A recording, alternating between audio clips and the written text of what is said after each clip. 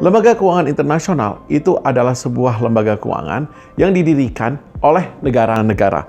Misalnya, lembaga keuangan internasional seperti ADB, itu ada 68 negara anggota. Dari negara yang sangat besar jumlah penduduknya, seperti People's Republic of China, sampai negara yang penduduknya hanya 1.700, seperti Niue. Lembaga keuangan ini, kliennya itu biasanya adalah negara-negara. Walaupun lembaga keuangan ini juga banyak yang memberikan pinjaman kepada swasta. Namun yang unik dari lembaga keuangan internasional ini adalah mandatnya.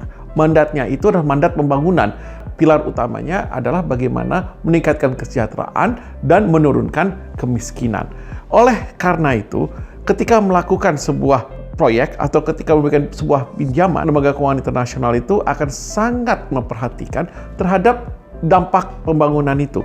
Misalnya ketika membangun sebuah jalan, akan dipikirkan seberapa besar pembangunan jalan ini akan berdampak terhadap akses masyarakat, terhadap tempat sekolah, terhadap tempat berkegiatan ekonomi. Apakah ini bisa memfasilitasi kegiatan ekonomi yang baru? Apakah ini bisa memperlancar distribusi barang? Yang mana kemudian diharapkan dengan adanya itu bisa membuat harga menjadi lebih murah, meningkatkan kegiatan perekonomian yang juga akan menambah kemudian pertumbuhan ekonomi di suatu masyarakat. Lembaga keuangan internasional juga memberikan pinjaman kepada swasta. Tetapi dampak pembangunan itu atau development mandate itu tidak hilang.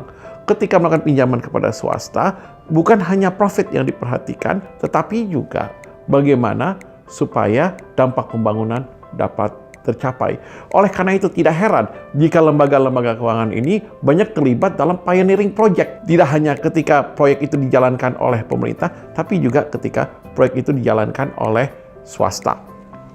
Hal lain yang juga menarik dari sebuah lembaga keuangan internasional itu adalah keterlibatannya sebagai knowledge partner pemerintah.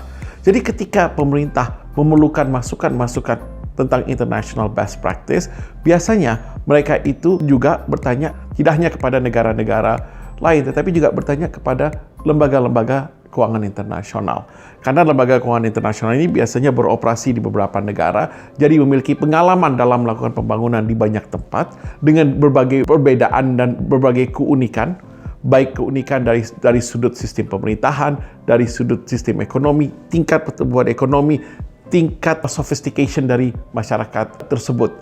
Selain itu juga ketika pemerintah ingin mengeluarkan sebuah kebijakan, biasanya pemerintah itu juga membutuhkan mitra dialog. Di situ juga sering lembaga keuangan internasional diajak untuk menjadi mitra dialog pemerintah. Pada akhirnya, tujuan dari lembaga keuangan internasional itu adalah membantu negara anggotanya mengurangi tingkat kemiskinan di negara itu maupun meningkatkan kesejahteraan masyarakat yang ada di negara tersebut sebagai mitra pembangunan pemerintah. Terima kasih.